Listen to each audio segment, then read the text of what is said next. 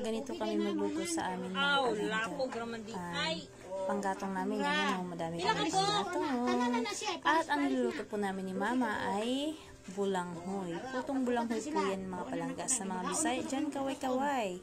Alam na alam po nila yan. At masarap po talaga to mga palangga. At huwag kayong mag-alala dahil nakapitong hugas na po ako ng aking kamay. Kaya malinis po yung kamay natin mga palangga. Ganito magawa na po kasi ito tayong palangga. nagkamay tayo. Ma, si hi! Masarap. Busy ang mother ko. See? Tadam! Ang bango naman! Ang bango naman yan! So, Alan, ang huyan mo din eh.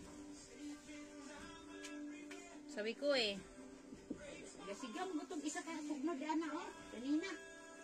tapos, we put some, Ano na lang, ang poston. ito po yung tinatawag dito na kalamay, yung brown siya na sugar, pero basta sa Bisaya, kalamay siya ang tawag. So, ayan. Simple lang siya mga palangga, ganito lang. Diba kanina nagkayod tayo ng cassava cake, and then, pinigaan natin yun. Oh, tadam!